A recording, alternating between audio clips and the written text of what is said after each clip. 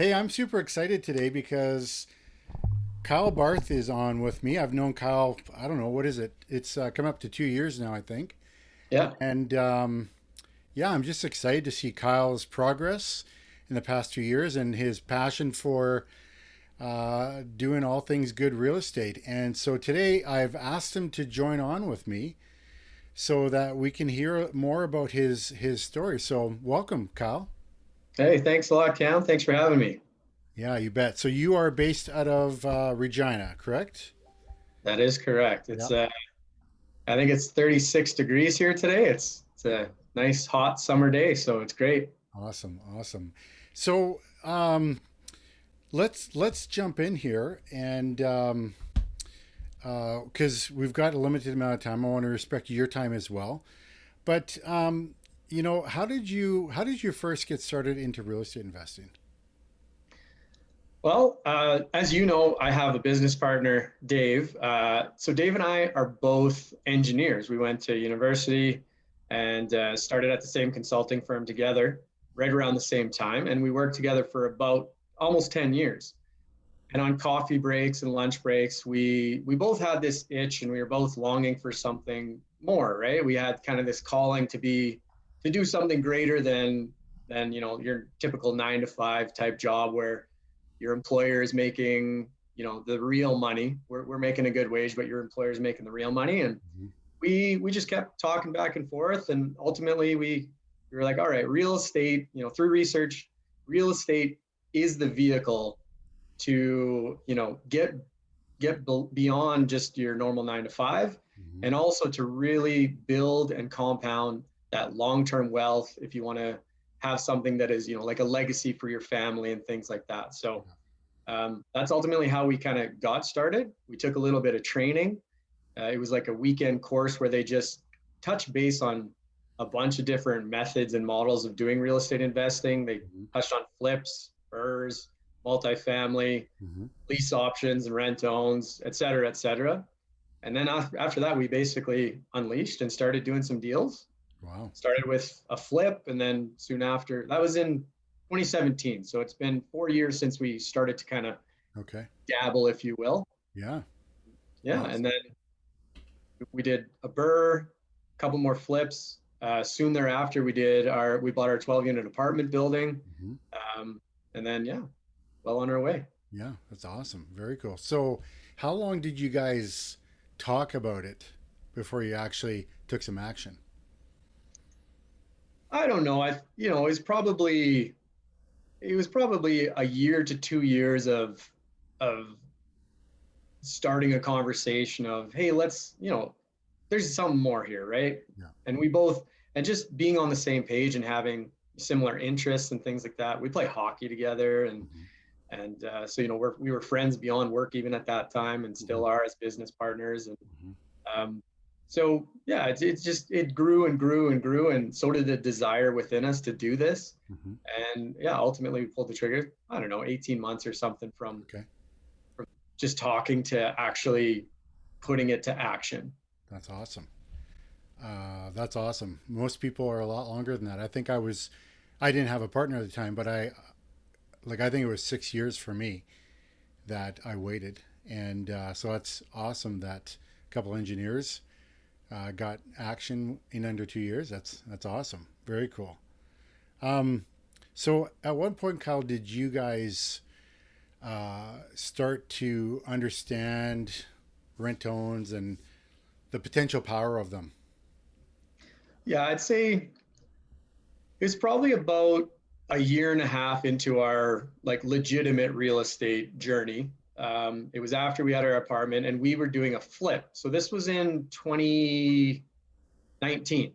This was in 2019.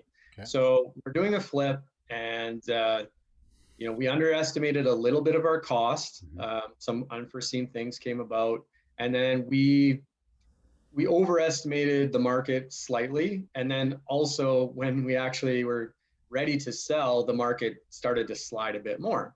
So we had this project that was going to be maybe a break even, and it was looking as though we might, lose a little bit of money. Hmm. You're going to learn lessons by losing a little bit here and there, but So what we did is we kind of sat down and went, okay, what are our other exit strategies? At that time, we were like, okay, this is a flip. Hmm. Now, what's option B and C? So we could have done it as a long-term rental. All right, well, it won't really cash flow. When you put all the expenses together, it's not necessarily a cash flowing rental based on market rent. Hmm. Okay, well, what's another option? And I had seen some of the stuff you were doing on Facebook.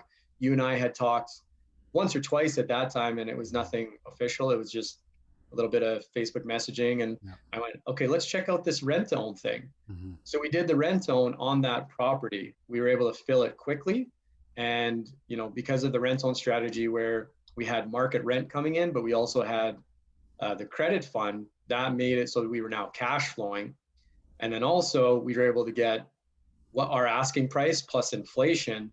So we basically turned a project that was going to be, a break even at best into something over 3 years that was going to give us a net profit of $42,000. And Wow. we're going, wait a minute, like Hmm. how is this possible? And we, Yeah. two engineers with their spreadsheet, we're running numbers left, right, and center, Yeah. and we're like, okay, there's something here. This is a lucrative model. Um, so that was kind of the start of it. Hmm. Hmm. That's really cool. So when you guys look at a deal, what are all the exit strategies that you look at? Well, we're always, I mean, I guess it kind of depends on the deal itself. Hmm. Um, we're pretty versatile, and we've kind of done a little bit of everything. Like I said, we've done flips, we've been Hmm. done burrs, we have long-term rentals, Hmm. we've done lease options. We've done lease options where we own the property and where we get a sandwich lease with a seller, or where we bring an investor in. Okay. So because we've kind of done a little bit of everything, Yeah. we that's how we look at it. We've wholesaled a couple as well. So Yeah. whenever I look at a couple property, or probably about 5 to 10 properties a week right now, Hmm. and we're always keeping all of this in mind. Hmm. Well, that's awesome.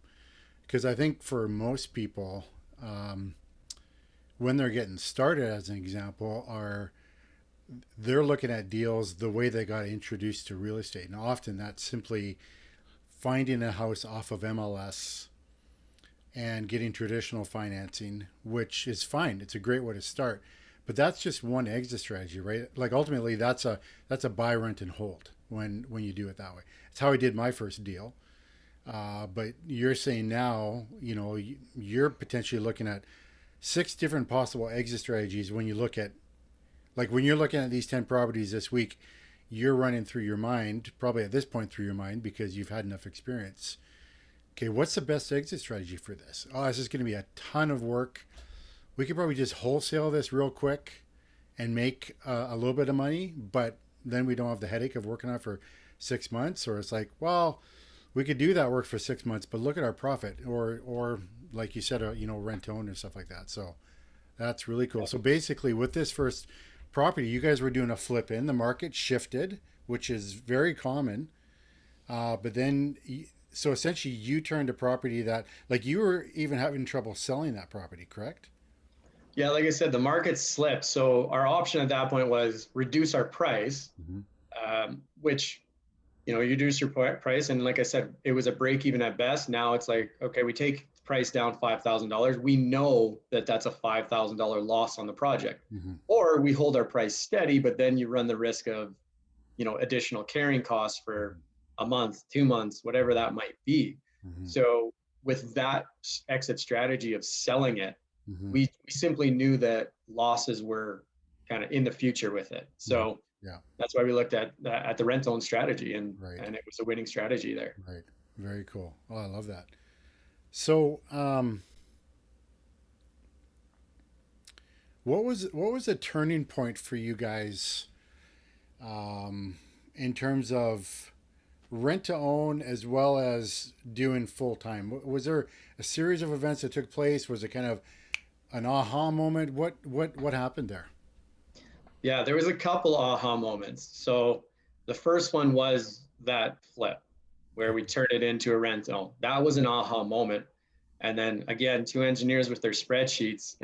I started, we realized the earning potential and the cash flow potential of rent owns. Mm-hmm. And then we ran some spreadsheets, kind of projections of income. Mm-hmm. And so we said, okay, if we do a rent own every 2 months, what's the projection look like long term? Mm-hmm. And obviously there's your cash flow, there's your appreciation, there's your principal pay down. There's all these ways to win in it. Um, so we started running this, and okay, now if we do, let's say we do 2 rent owns a month, and the numbers are like awesome. You do like a 3-year projection on that with an average rent own being about 3 years in our program. Yeah. You really start to see that earning potential.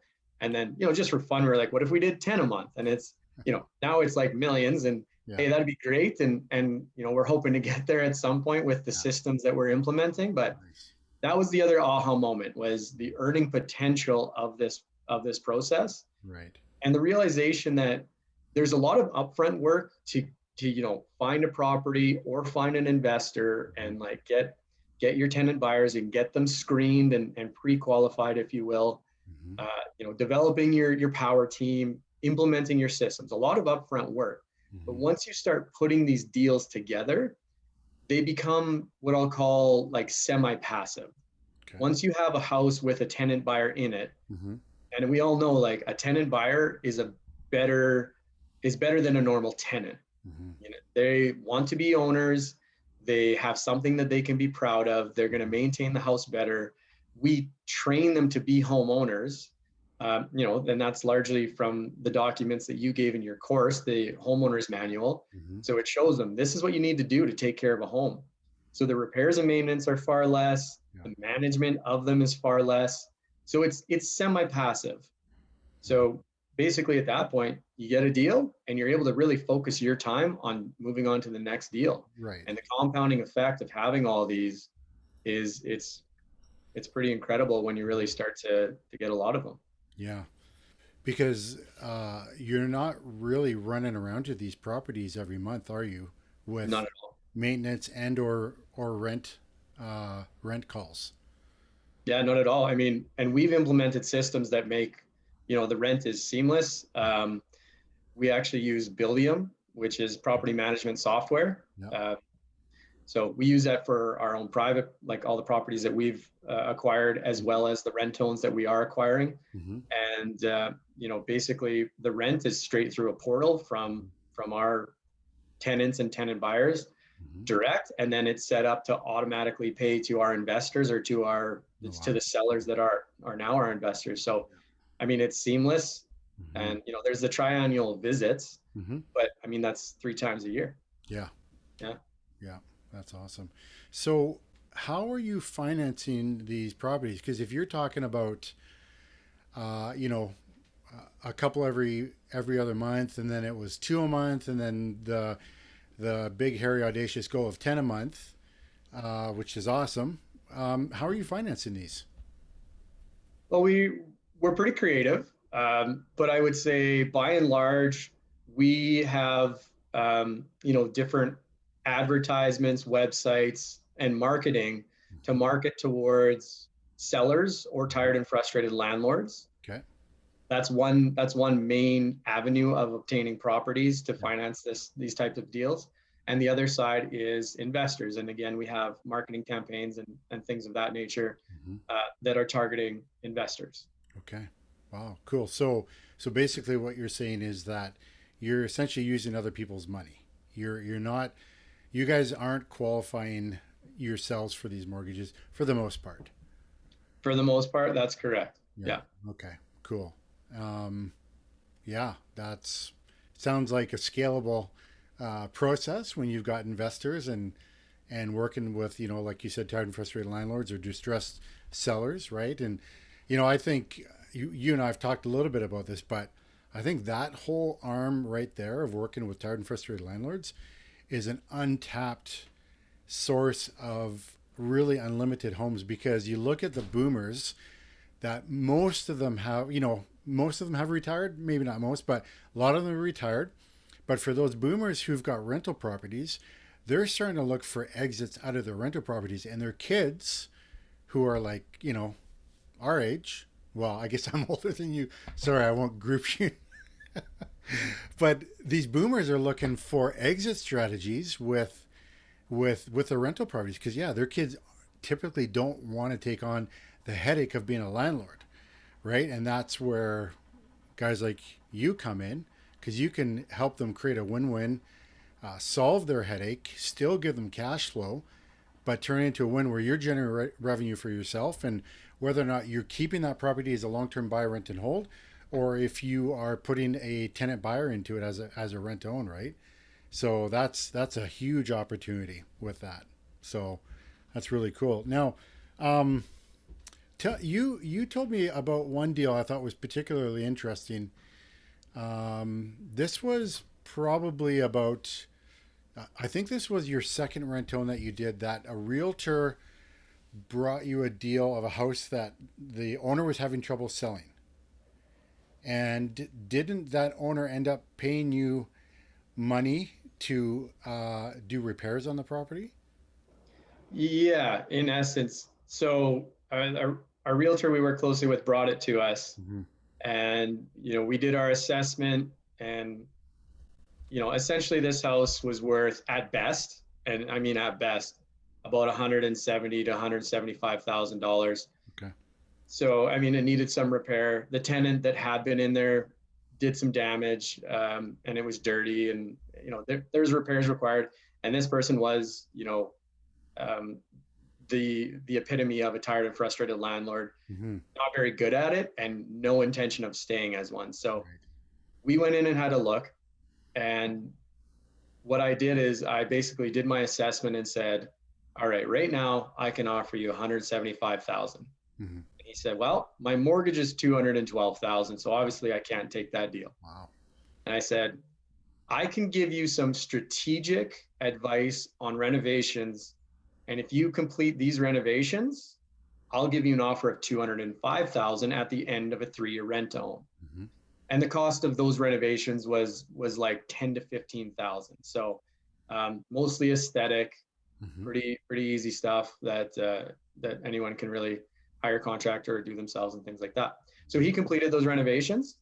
We marketed it, and like I said, we were able to offer him 205,000. Mm-hmm. He owed 212, but after 3 years with principal pay down, he's going to owe about 185. Okay. So at that time, he's going to um, basically make or earn about 10 or 12,000 because he paid for those repairs up front. So he goes from a $40,000 loss to earning 10,000. Wow. And that, again, I'll say that was another aha moment. Mm-hmm. So um, for anybody kind of listening, here's a tagline that we're going to be using on one of our marketing campaigns. And it's, what service do you engage that actually pays you? Mm-hmm. You know, traditionally, if you engage somebody's service, be Yeah. it a chiropractor or, a mechanic, you engage their service, you're going to pay them. Yeah. Whereas when you engage our services, Mm-hmm. Katie Properties rent own program, for as a seller, as a tired and frustrated landlord or a seller, Mm-hmm. we can show you how we can add $30,000 to $40,000 on the sale of your property Wow. in comparison to like a traditional MLS sale right now.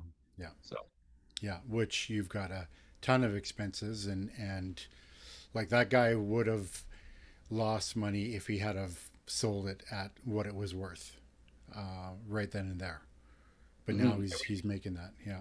Yeah, we didn't even talk about the realtor fees that would be on there, right? Realtors are fantastic. Mm-hmm. I love the realtors we work with, but I mean, for people trying to sell, it's a legitimate expense. And if they're Mm-hmm. already owing more on the mortgage than the property's worth, Yeah. they're just digging a deeper hole. So Mm-hmm. that is one thing that's fantastic about the rent own model is that seller can earn that principal recapture on their mortgage over Mm-hmm. the 2 to 4 year rent own term Yeah. that can bring them to a break even or bring them to a profitable sale. Yeah. And yeah, so that's a very powerful thing and that's one of the things that we market. The majority of our leads are coming from off market leads that we're marketing to Okay. get. So Awesome. yeah, So you ended up doing that deal with that seller then? absolutely we did. Right. And it was a great deal. We were able to, we're paying him 205,000 at the end of it, Mm-hmm. which is probably about 18 months away. Yeah. We're cash flowing on the rent and the credit fund every month. Mm-hmm. He's, paying all of his bills with the rent that we're paying him. Mm-hmm. And then, we actually marketed that one for 235,000 plus inflation. So it's going to be a very profitable deal. And the Wow. tenants are great too. Right. Yeah, And that's awesome. So you're currently cash flowing on this house right now? correct.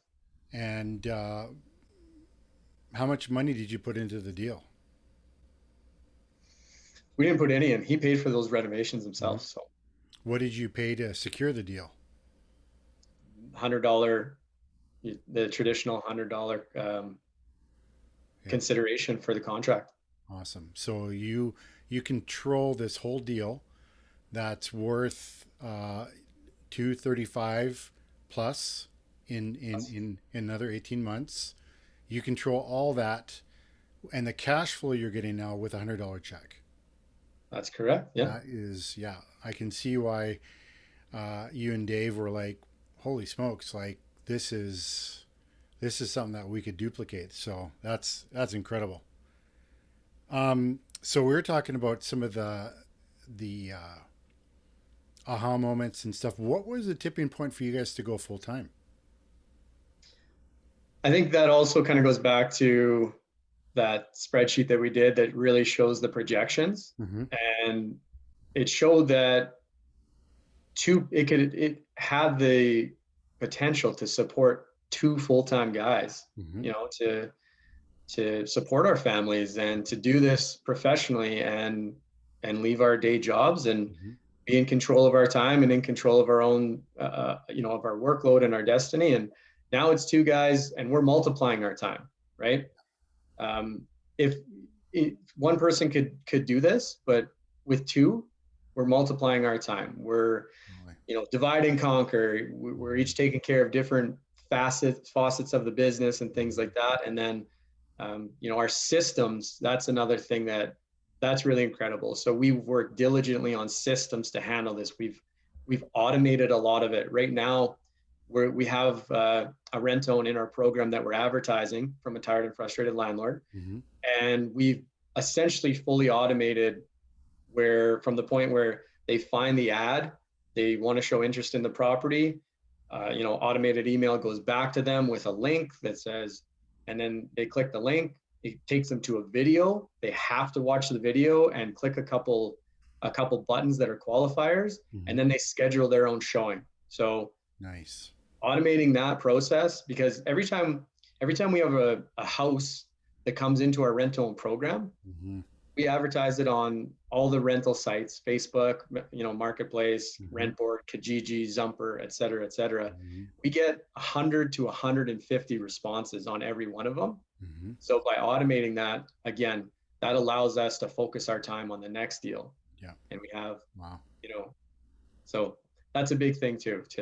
That's how we're able to make it a full-time thing that Mm-hmm. supports both of our families. Wow. That's awesome. So when did you actually make the switch to go full time? About a year ago. Okay. About a year ago, yeah. Both of you at the same time or?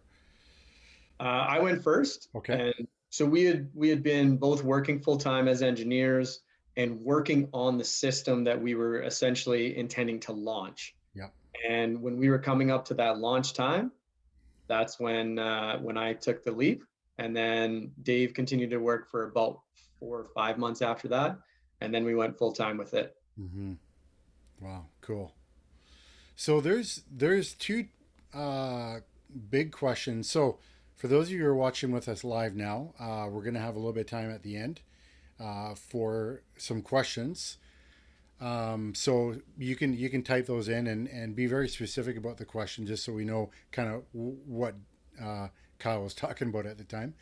And but Kyle, a couple of things that people want to know. First of all, someone who's never done a rent-own. So I'm going to ask the two questions first.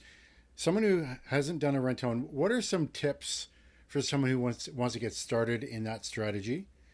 And then the other question afterwards is for someone who's looking at quitting their day job. What are some tips you can give them on that? So please start with the first one about getting started with rent own. Sure.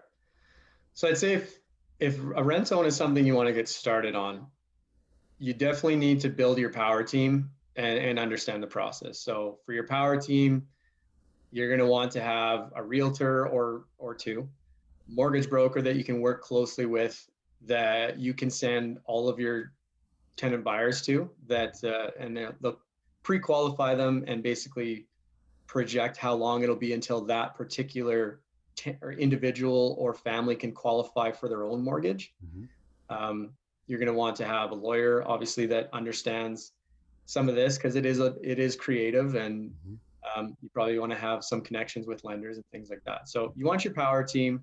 I might have missed one or two there, but that kind of gives you a general sense of it. Mm-hmm. And then understand the process, right? If you have a house, um, you need three things, right? You need a property, Mm-hmm. you need a client and a tenant or a tenant buyer, and then you obviously need yourself or the company that kind of fits in the middle of that. Mm-hmm. So understand the process. Um, yeah, and you also need contracts, right? So that was one thing that was provided through your coaching, which was Mm-hmm. fantastic. So those are some of the things that you'll need to even get started on it. Yeah. Beyond that, I mean, there's definitely a bit of trial and error, but Yeah. go to groups like this, talk to people that have done it, Mm-hmm. learn from their experiences, and Mm-hmm. yeah, go Awesome. from there. That's really helpful. And I think that will also, raise some other questions for people, but they can enter that into the chat there. What about people who are looking to, you know, they wake up every morning and it's like, I do not want to go to work, and their dream would be to quit their JLB, or not to work for the man, or whatever they want to call it, and ultimately do real estate investing full time. What tips and advice would you have for them? Well, I'd say immerse yourself in it and really study it and do your research.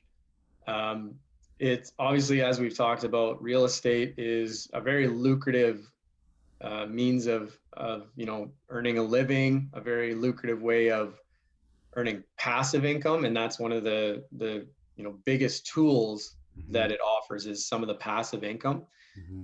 Um, so do your research, understand what it looks like, try and get a couple deals under your belt, talk to people. I mean, talk to people that are doing it, get in groups like these.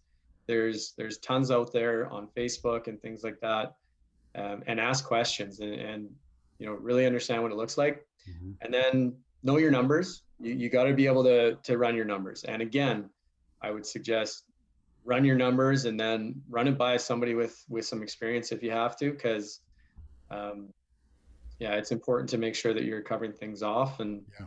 some people might forget that you're going to pay a realtor at the end if you're going to flip or sell something, and that could be in the neighborhood of $10,000 or $20,000. And if you don't account for something like that, it can make a deal kind of go sideways. Mm-hmm. So do your research, immerse yourself in it, and then the next thing would be make sure you develop. If you're going to go that route, you need to develop good habits. Mm-hmm. You need to be, you know, disciplined and keep yourself on the right track. You need to still treat it as though it's something that you have to do every day. And Mm-hmm. yeah, Cool. That's great. Um, so what can people expect from a profit standpoint, in terms of if they partner with someone else who either, a tired and frustrated landlord who already owns a house, or partner with an investor buys a house for you. So that's essentially if I hear you right, you kind of set those up kind of like 50-50 deals, joint venture deals almost. Right? yeah, ultimately that it's very close to that. When we work with a tired and frustrated landlord, uh, they get the principal recapture on the mortgage that they pay down, Mm-hmm. and that often equates to roughly 50% of the total deal. Okay. So, call it by happenstance, whatever you want to say. Often our deals end up being very close, right around 50-50. Similarly, with an investor, Mm-hmm. when we bring an investor in to purchase a property and then we roll that into our rent to own program, Mm-hmm. it's essentially the same thing. Our investors are able to participate in that principal recapture on the mortgage they obtain. We provide them monthly cash flow as well. and then we give them the price that we'll buy the house back for Hmm. at the end of the program. Yeah. Um, the intent is obviously that our tenant buyer is the one buying it, Hmm. but that price is already set with our investor of what it'll be at the end of the term. So Hmm. they know from day one exactly what their payouts are going to be Yeah. from beginning of project to the end. Hmm. And it specifies the return on investment annualized that they're going to get. We shoot for 14 to 17% with our investors, so Wow, that's it's all great. laid out. They Yeah, know what they're going to get. that's awesome. So for someone who's looking to do a rent own, maybe with one of their own properties or finding someone who's already got a property, what sort of dollar amount on average could they anticipate? I would say I would say an average number would probably be around $30,000. Okay. And that's a combination. So I'll use the example of a tired and frustrated landlord or any seller, really, any Yeah. seller. Let's say the house is $250,000 because that's kind of like a really good price point in my market in Yeah. Regina here that we're working with. So on a $250,000 home, and say somebody has a mortgage that they've had and they've paid it down for 8 years or something. Hmm. Um, so they're going to save the realtor fees right away. And on 250,000, realtor fees are usually around 4.5%. Hmm. You do the math on that. It's what would that be? Roughly $10,000, $12,000. I Hmm. don't have that exact figure right there. The principal pay down they're going to obtain, depending on their mortgage terms, but by and large, what we've seen is between 20 to 30,000. So there's no realtor fees. There's a principal recapture. Hmm. There's, we try to pay some cash flow as well with the rent that they're going to get. So the combination of all these things Hmm. equates to, 30 to $40,000. That's awesome. That's very cool. And so, what about someone who takes an existing rental property that they already own? They got traditional bank financing. They want to put a qualified tenant buyer into the property and do a solid rent to own over 3 years. What's your experience with that? What could people expect with that in terms of returns? I think that essentially would be the same as what I just kind of went through there, Cam. That's where it's a property coming in. If Are you meaning more like an investor? No, like uh, we were talking about you finding a tired and frustrated landlord and doing this and making about 30, right? They would like. Sorry, that was the landlord themselves that would earn that. Oh, I see. Okay, sorry, I missed that part. Yeah, cool. That's awesome. So, couple more questions here, quick, and we'll get to the other question. So, this is totally selfish on my part, but you took my coaching program. How long did it take you from the day you started with me to generate enough revenue to cover the cost of your coaching with me? Do you recall? Yeah. So I could say it was almost immediate. um, and I'll say why. The answer is probably a year. Okay. So the reason I say almost immediate is because that first deal when I started talking to you, that one that we were flipping at a break even or a loss, Yeah. and we immediately turned it into a rent to own. Mm-hmm. We received a $5,000 deposit from them right off the bat. Mm-hmm. So I mean, there you go. That was enough to cover what our investment was in your coaching. Mm-hmm. That being said, as your coaching shows, that is a refundable deposit. Yeah. So that's why I say a year. So Yeah. the year that was the cash flow that we were making on that first property that Mm-hmm. we turned from a flip to a rent own, as well as that second one, the example that we talked about where I helped that tired and frustrated landlord do strategic renovations. So the cash flow from those two alone within a year had paid for the Right. coaching. Okay. Okay, cool. That makes sense. Awesome. Well, that's good. I appreciate that. Thanks for indulging me. Yeah, no, thank you. Yeah, so let's jump over. There's a couple questions here, and if there's others of you who want to ask some questions, just dump them into the comments field there. And let's see here. So got them. or Gotham asks, "Is this right time for a flip?" And I'll comment on that real quick, and then I'll let you, Kyle, as well. It totally depends on your market, right? And as Kyle pointed out, kind of at the top, they did a flip, and then the market shifted underneath them. Uh, a lot of across the country right now in June 2021, it's a pretty hot market. And yeah, it's the right time for a flip as long as you can get it priced right when you buy it in the first place. So that's my opinion. Kyle, what are you thinking on that question? I completely agree. I think, like I said, you would ask me if I had any advice for people looking to do this, run Mm-hmm. your numbers and know your numbers. So the market right now is pretty hot. And if you're getting into a flip right now, chances are your renovations are going to be 2 months, 4 months, depending on the time frame of it. So know your timeline as well. If you're coming into a fall market, that's a different market than it is when it's a hot summer market. So you might need to be a little conservative on what you're thinking you're going to sell it for on the back end. Mm-hmm. So yeah, just make sure you know your numbers. Mm-hmm. A flip is good at any time, but it's really about what you can buy it for. And yeah. Yeah, awesome. Scott asks, with these tired and frustrated landlords, are they selling to you with an agreement for sale and you're turning around and selling it to the rent home buyer, or are you partnering with the seller? So we're using the contracts that we got through Cam's coaching.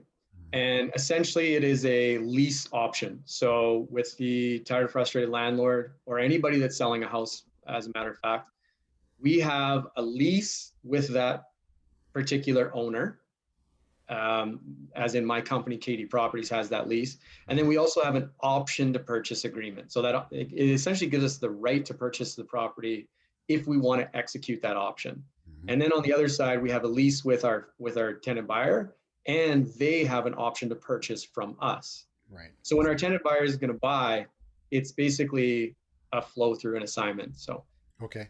Yeah, and so you're projected to do like a double close there, correct? yeah, we do it, and it might be different in Saskatchewan versus Manitoba and other provinces. Ultimately, it's an assignment, is how we Okay. close it at the end. So Okay, that's cool. That's a great way to do it. I typically do have an agreement for sale, an AFS tacked on to my lease and option with my tired and frustrated landlords, Scott. So that's how I do it.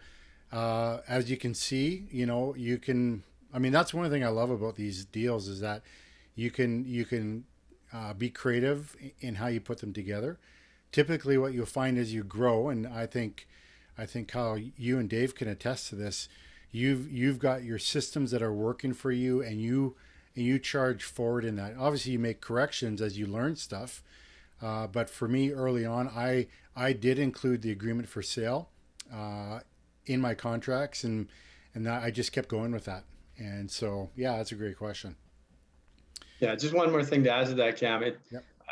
When you're sitting down with a tired, frustrated landlord, some of them are going to require different things, right? So the last deal that we just did, they wanted a contract right away, and we looked at our risks, we understood where we were at, and so we chose to do a purchase contract alongside our option anyway. Yeah. And we've done agreement for sale, and we've done ones where that purchase contract will simply be at the end when the sale actually goes through. So you got to be a little bit versatile, but there's definitely different ways to do it. Yeah, for sure. And I think that we've got a coaching call with the students at the top of the hour here, Sure.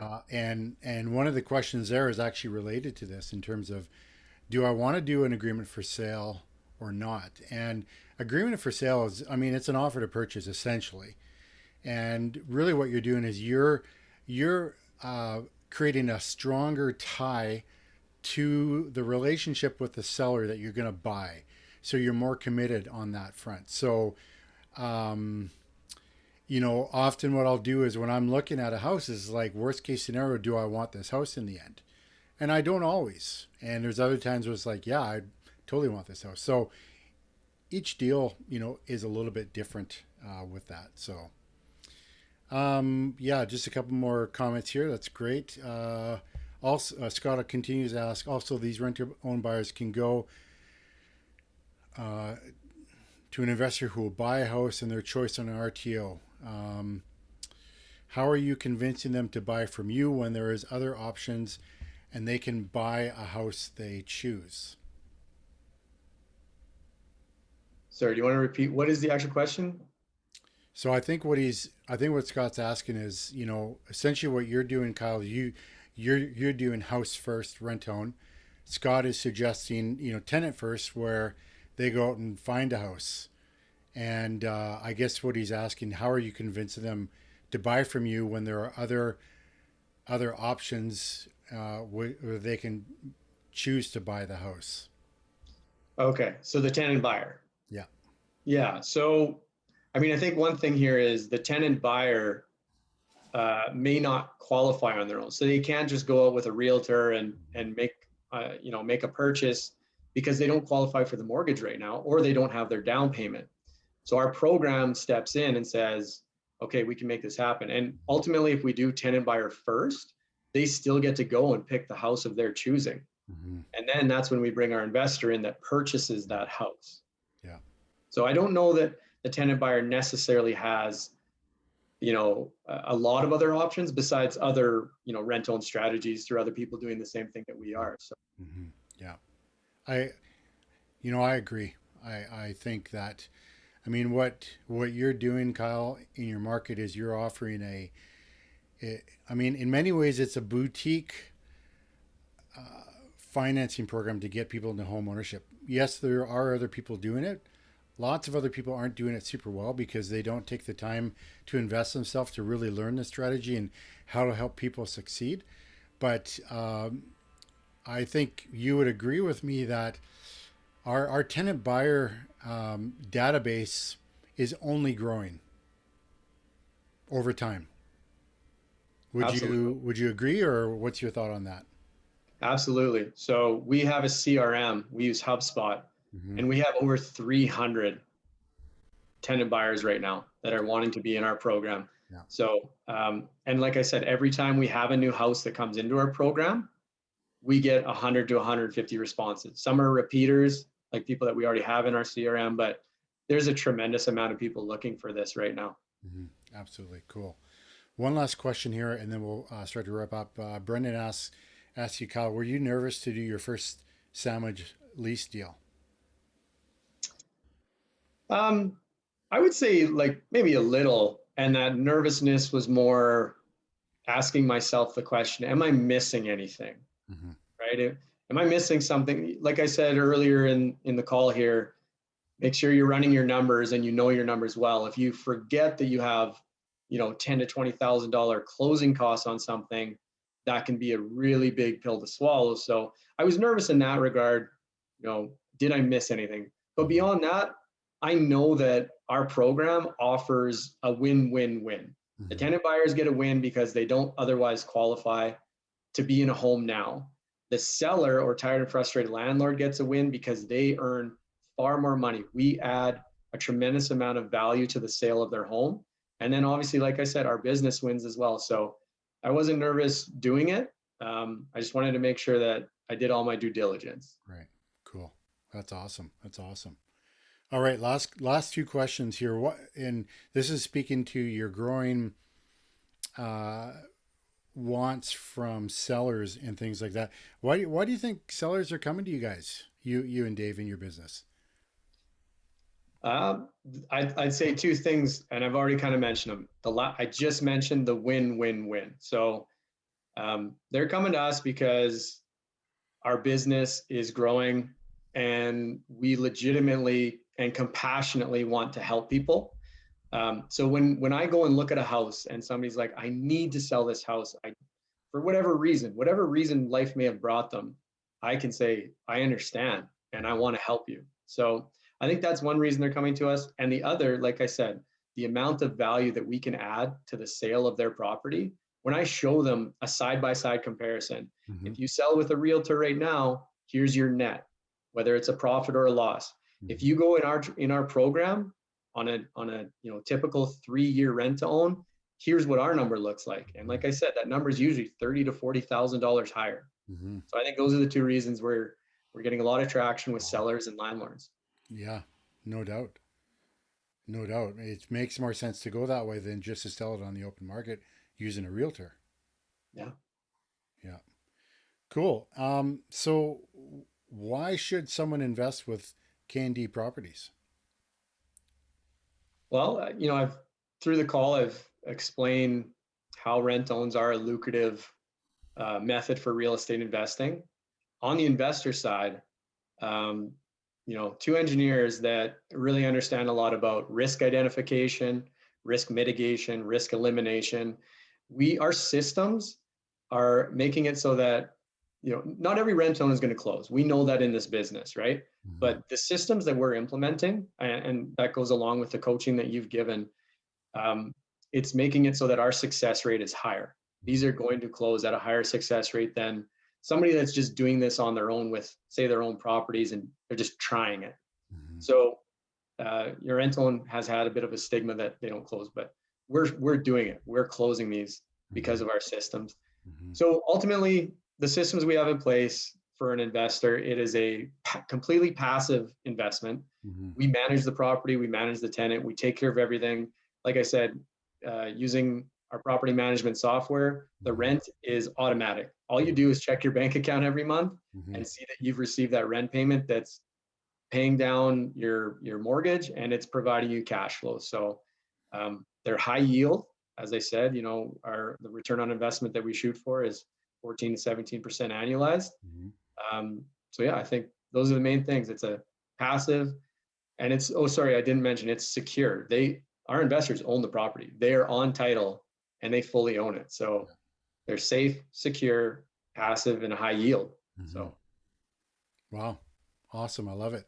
How can people get in touch with you guys?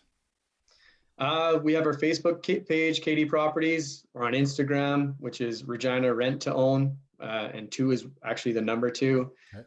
You can email me at kyle@kdproperties.ca. Okay. And yeah, we also have our website, sorry, www.kdproperties.ca, which Mm-hmm. has a lot of great information on our rental and program. So yeah, lots of ways to get a hold of us. Awesome. Yeah. Thank you. Hey, it's been awesome talking with you. I love seeing your guys' progress, and I'm stoked for you. I mean, you guys have got a vision to take this massive, and that's fantastic. So keep at it, and I want to say thanks to those who jumped on the call with us today. Like again, as always, these calls that we provide, these live calls, they're free. What we ask is that you tell other people about this group, and who do you know who needs to hear about what we just talked about today. Tag them, invite them to the group, and help spread the love. So thanks so much, everyone. Thanks again, Kyle, and have a great day. We'll talk to you soon. Thanks a lot, Cam. Take care.